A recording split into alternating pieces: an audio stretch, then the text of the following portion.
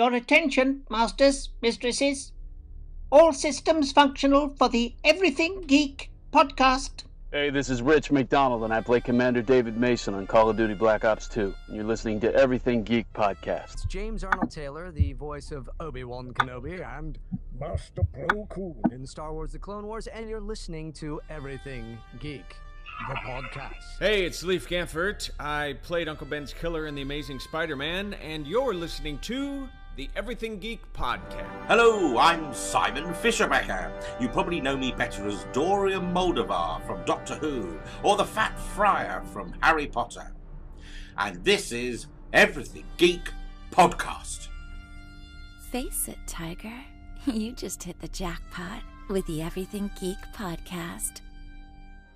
You're listening to the Everything Geek podcast, bringing you interviews from your favorite films and TV shows every week, and all of the latest news. Here's your host, Ruari Williamson.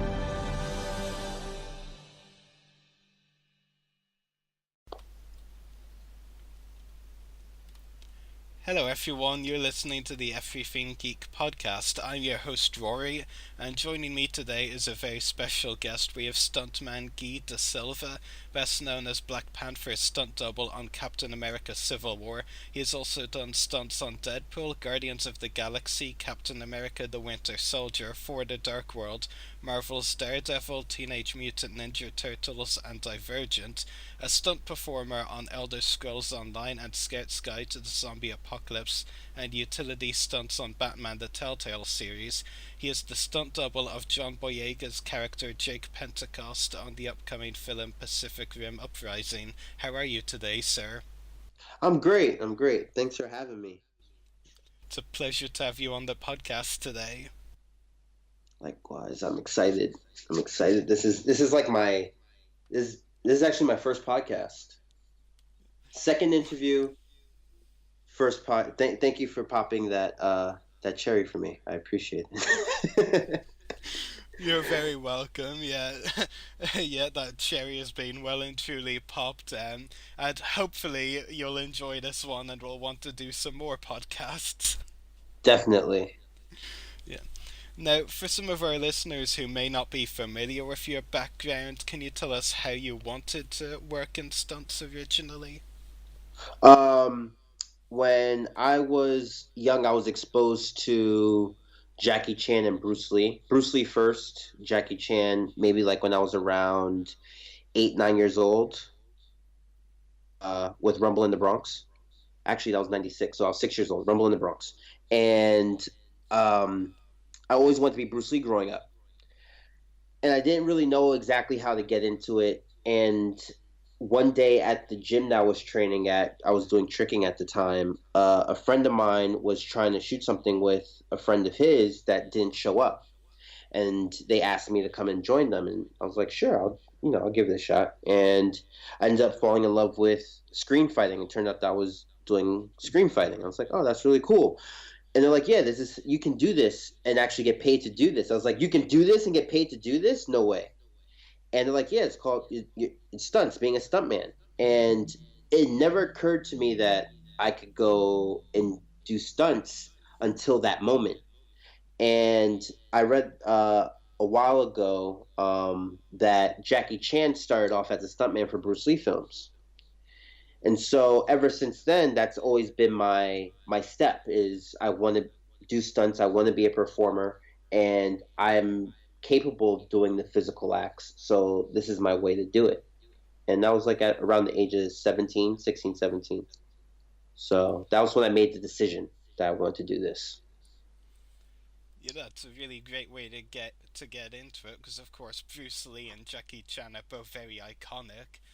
So it makes a lot of sense that you were inspired by them when you were growing up and ended up going into stunts because of them. Yep, they definitely are the reason why I am where I am right now. Yeah, partially. That's really great. Well, yeah, partially in terms of watching them on a screen, but that is a big influence, of course. Oh yeah, film is one of the biggest ways of, I guess, reaching out to people and telling and sharing a story, or an idea or perspective. And that's I guess my ultimate goal is to storytell, and this is a way for me to be a part of the storytelling process.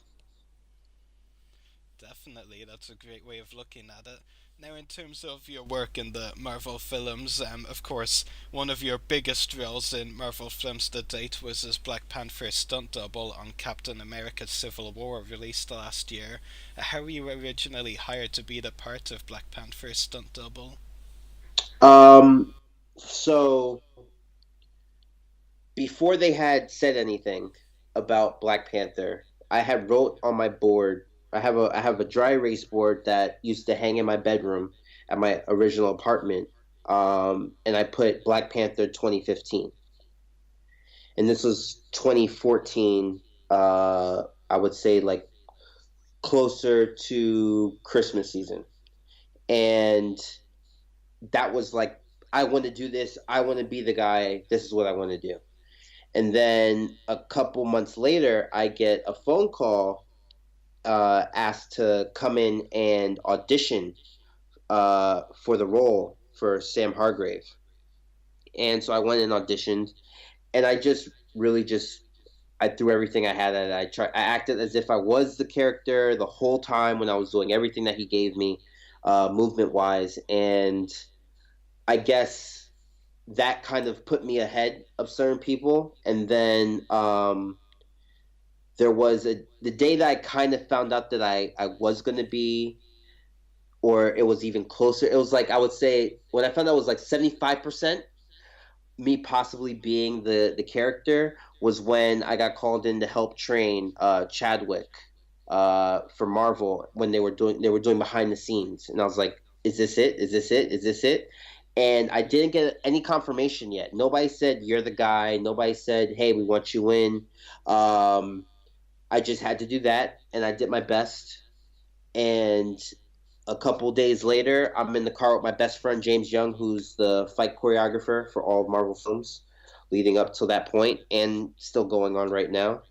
Um, and I got the call from Sam, and he asked me if I wanted to be the stunt double for Captain America: Civil War. I literally jumped out of my friend's truck. We were pulling out of our parking structure, and I jumped around and screamed and all that. The typical, usual fanboy going crazy type reaction that you could think of. That's what I did. Yeah, it's pretty amazing and very natural, of course, to have such reaction. And because you were in the car with the fight choreographer, I'm sure he was very understanding. Oh yeah, he got it. He knew before I did, and just didn't want to tell me. He says so.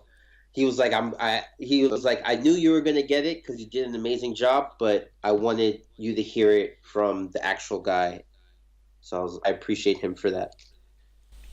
Yeah, that's very nice. It's always nice when something comes as a surprise instead of, being told in advance. Oh yeah, without a doubt. And because of your reaction, I think it's safe to assume you were a big Marvel fan prior to working on the Marvel projects that you've worked Oh on. yes, huge. I grew up in New York City, so my first comic book superhero experience was Spider-Man. I loved Spider-Man because he was like me. I was that nerdy kid at school that did stuff and was into comics, into cartoons. I played Yu-Gi-Oh. I played Pokemon. I did martial arts my whole life. So I wasn't like the standout popular kid. I was more of the loner that lived in a big city and trying to find his identity, you know.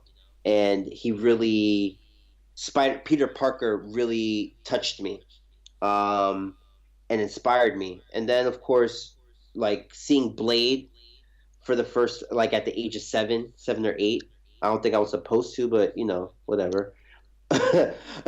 Rated R films back then. And yeah, I've always been a fan of comics and of the Marvel Universe. Yeah, it's really amazing. And to make you feel better about yourself, I know some people that parents took their kids to see Deadpool last year, so, not everyone is sensible, but you've turned out okay, I guess. So. Yeah, I'm not going around trying to shoot anybody or do anything crazy. I'm just trying to do what these guys are doing that I see on in the movies. Yeah, it's really great.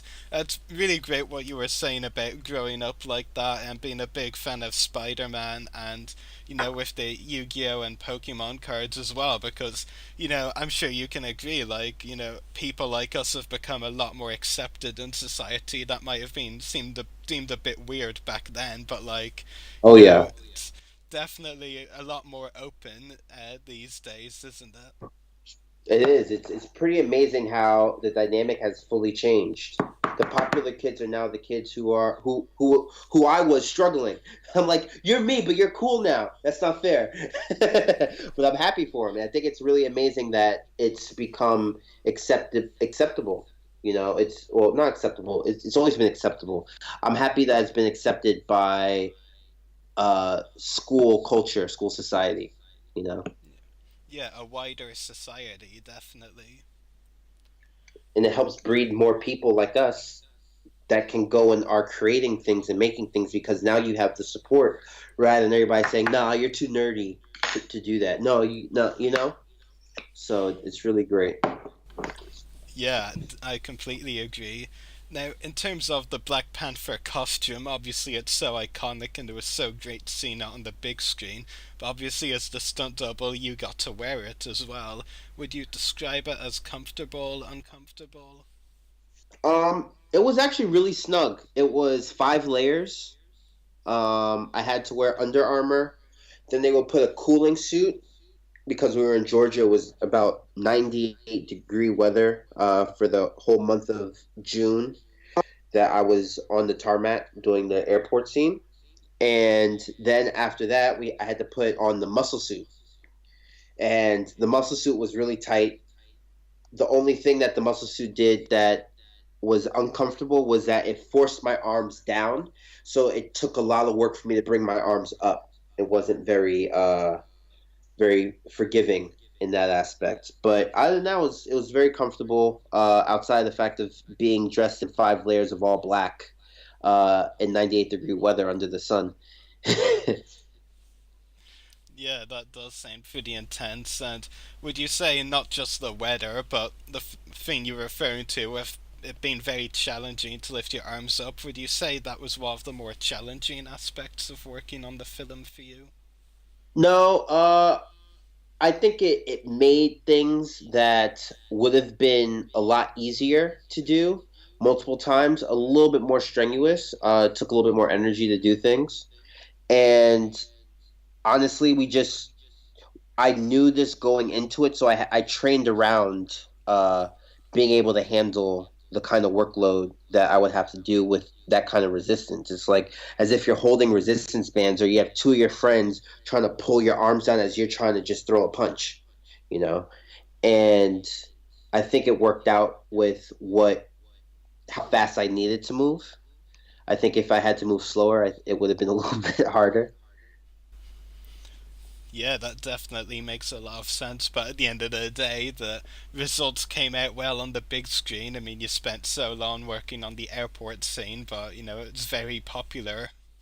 Oh yeah, I'm very happy to be a part of that sequence. Sequences, it was huge before. Like when we previs the action, um, the coordinator and the stunt coordinator, Sam Hargrave and James Young, they decided that they wanted to give a lot. So the original cut was about 15 minutes long, than the what you see in the theater. It's So we did really we interesting. a lot of fights. There was so many fights. So and of course it was so that way then the producers and the directors can look at it and pick the moments that they want to have because of course we can't have a 30-minute long uh fight sequence, which would have been amazing, but you can't really do that for story's sake. And you want to still be able to give every character that's partaking in the action their moment. So the best thing to do is to give them a whole bunch and then let them trim off all the extra that they don't want. Yeah, that's really interesting, and that definitely makes a lot of sense as to why it ended up being shorter in the final movie. But did they ever tell you about any particular fight scenes between certain characters that they were thinking about that didn't end up in the film? Um, I think you see most of the fights that we wanted. There was supposed to be more of sequence between Black Widow and Black Panther. There was a lot more between Barton and Black Panther. A lot more, but it was just it was a matter of them not having a particular fight. It was a matter of just how much of the fight you would see. Yeah, that's really interesting. And for and what would you say was the most difficult stunt you had to perform for the film? The most difficult thing, I would have to say, the chase sequence was definitely very, very challenging. Mainly because it was nothing but doing wind sprints in a tunnel full of a whole bunch of car fumes for about a month and a half. Uh, Right. yeah. So the way how they made the magic of us being superhuman speed is they connect a long rubber mat, which is about 90 meters to 100 meters long, shoulder a little bit of wider than shoulder length apart, and they hook it onto the back of the car. The car drives at whatever speed that they need it to go. In this case, we were going about, I think, 20 or 30 kilometers. So with the carpet being pulled by the car at that speed, and then us having the full sprint on along this thing that's called the magic carpet, uh, pretty much added up to about. I'm from America, so I have to use 60 miles per hour, and that is probably the scariest thing to ever do, wearing this costume. And the craziest thing was that depending on how your feet kicked out on the carpet, based off of how your strides are when you run, the carpet would swing left and right. Now, to the left of us, you have these big stone pillars, and then to the right of us, you have other cars running playing the traffic, and they're all going at the same matching speed. So we're sprinting, and at times, whenever we would have to all be on the same mat together, the person in front of me, who is doubling Bucky Barnes, sometimes his foot might kick out a little bit, just a little bit, like a little 45-degree angle, and now I have to change my run so that way I stay on the mat, and it swings back to where it was. And there was a time where I had to do a car transfer, where Black Panther jumps off the back of another car and grabs the back of the Q7, and I slipped, and I'm falling almost between the Q7 and the car I'm supposed to be jumping off of, and I land on the mat that's being dragged behind the Q7, and I'm starting to roll off the mat towards the front, and I see the front of the bumper coming towards my face, and I'm just trying my hardest, like, to just squeeze my abs and pull myself over, and I really just couldn't. But luckily there was a guy, Adrian Hine, he was the cap double for that sequence, grabbed me and pulled me onto the mat, and nobody got hurt, and I just had to get back up and do it again. So it got hard after that to get back up. But once I got back up and I knew, hey, I just need to make sure my step is clear here. I need to make sure I do this, I do that, and then it's go time. Wow, I mean that would have been very intense at the time, but certainly makes for an interesting story now. So thanks for sharing that with us. Yeah, no worries. That's what this is also about. I get to have stories like that I can share with people and be like, yeah, that was pretty crazy. I survived that. Yeah, definitely. But it's also interesting because you mentioned how you spent a month and a half on that particular scene, the chase sequence. But like it's shorter, if I remember correctly, than the airport battle. And I was thinking because you have all of the Avengers there, that's the big fight scene of the film. That would surely be one of the longest scenes of the film. Whereas the Oh yeah. chase sequence is shorter in length, so it's really interesting that that actually took longer to film. But it does make sense because there's like so much rubble in that scene, and a lot of explosions, a lot of, as you said, running, and the car chase and all, so there's a lot in that scene, even if it's Oh only a yeah. few minutes. Well, it was a month and a half mainly. One because we had to train and practice running on the carpet. We had to practice all the jumping and sliding down the building, the jumping down into the traffic, the running, the transferring lanes, the jumping over the cars, the jumping to other cars. That they wanted to be as epic but as safe as possible, and the best way to have it epic and safe is by constant repetition. So we were in those tunnels for a month and a half running. Well worth it in the end, though. Oh yeah, it definitely. I was very happy seeing the chase and being able to say, hell yeah, I did that. I was a part of that. Thank you for having me a part of that. Absolutely. What would you say, looking back on it, are your favorite memories from working on Civil War? um, Honestly, my favorite moments would be when the whole team is together creating the fight scenes. That every film I've been on, that is by far my most favorite experience, because I feel that it's the time when everybody's really together and really collaborating and building something. Whereas, like, on the day when we're in costumes, we might not see one another because they need me over here, they need him over there, they need her to do this at that time, and we're not all together. But we're really all together as a team when it's time to create the action, and that's my most cherished moments. That's a really great answer.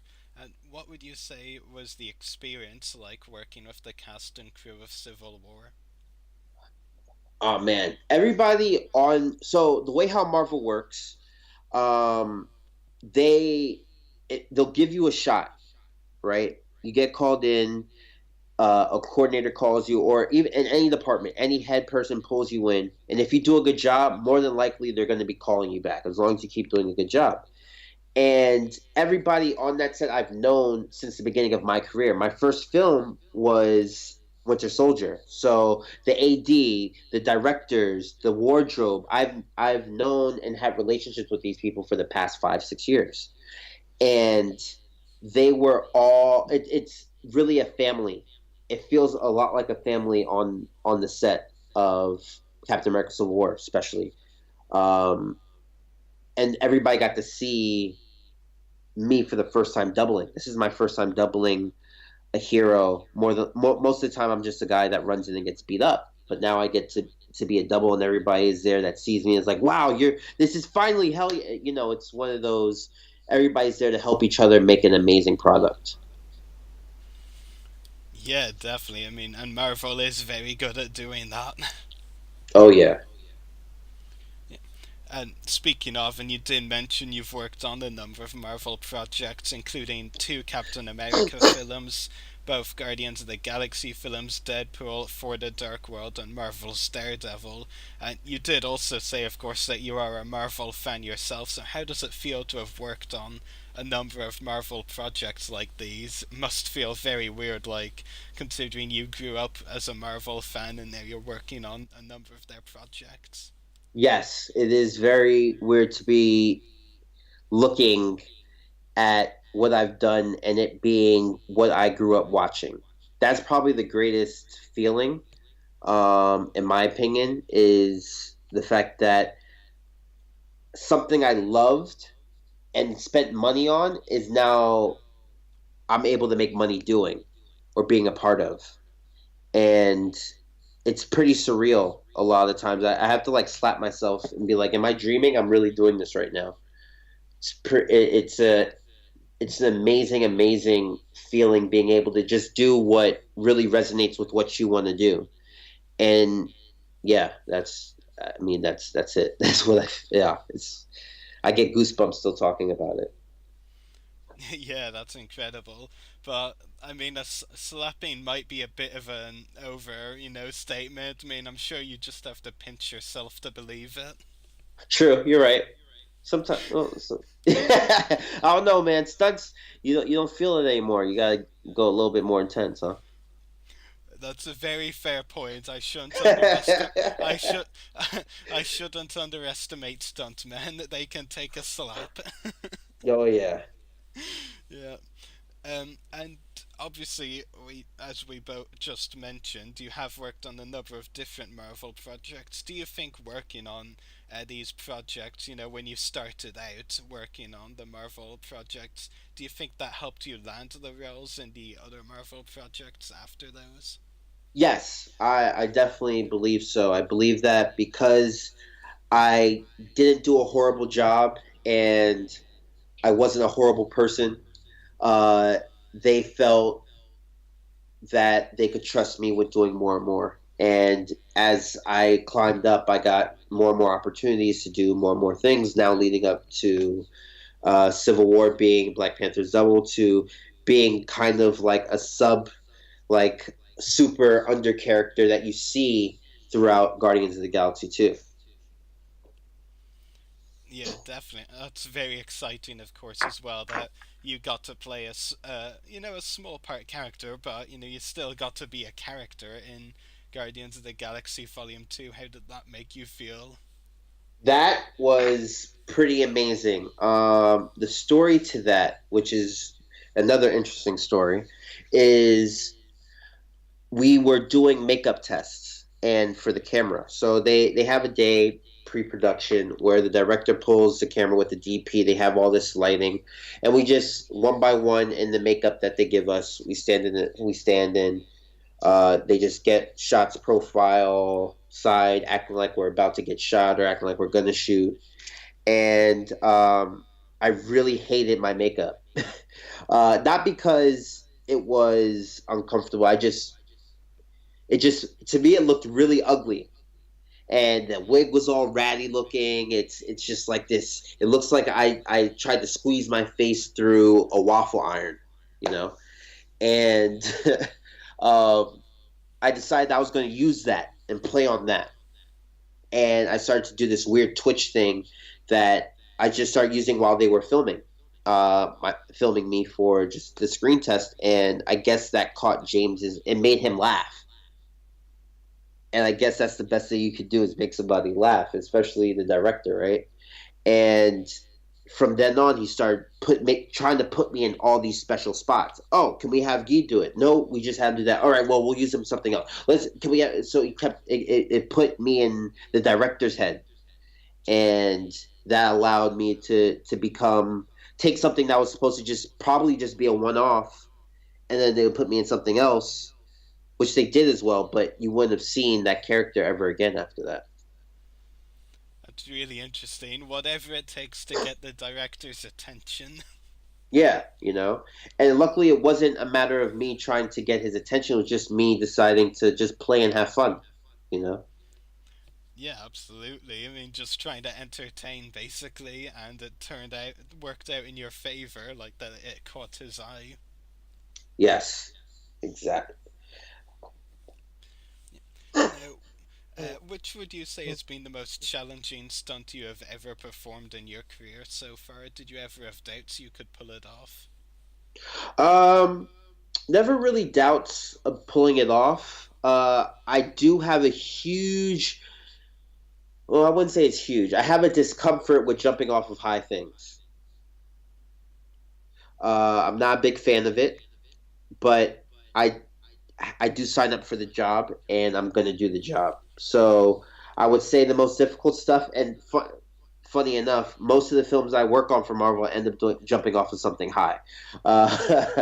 And Germany, when we were doing the chase sequence, to jump and slide down the building, T'Challa chasing Bucky, we rehearsed that for about 2 weeks, 3 weeks.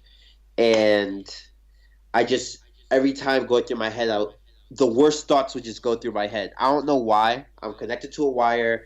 I'm going to be safe. It's going to be great. I just have to do exactly what I'm supposed to do, and it'll all work out.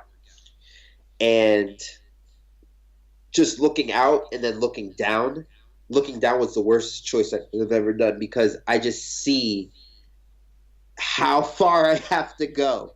And this building, it goes down, and then there's the street level. But there's now another level down, and there's a freeway. So that's an extra 40 feet, 50 feet that my eyes connect to, rather than just looking at, oh, you only have to jump down 100. Now I'm looking at 150 feet drop.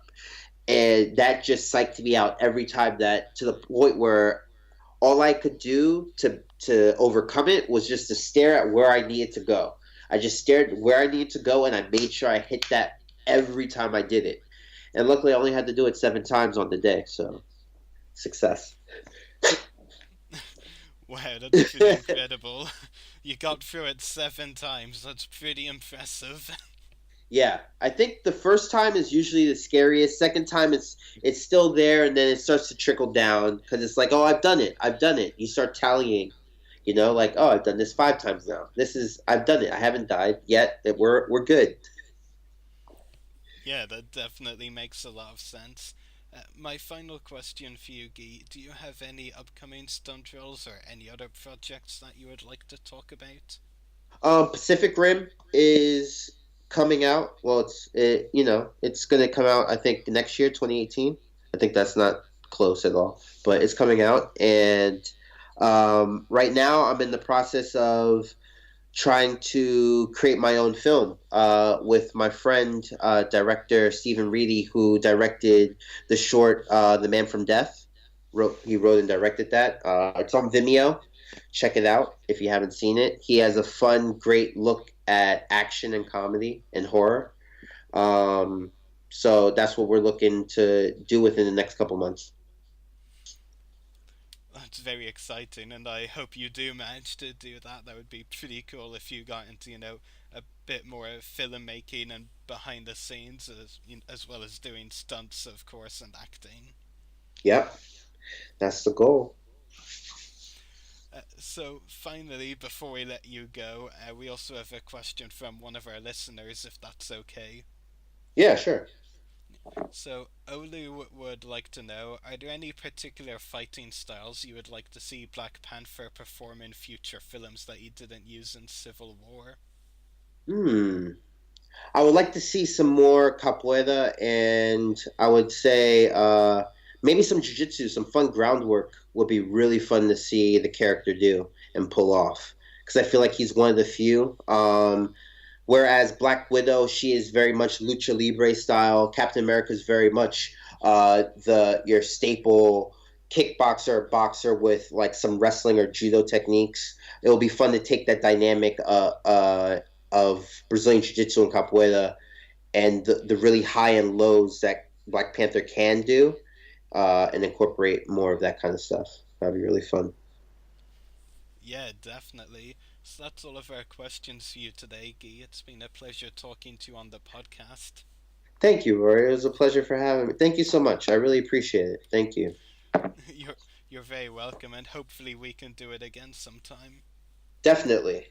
I'll have some more stories for you. Yeah, I can't wait for those now.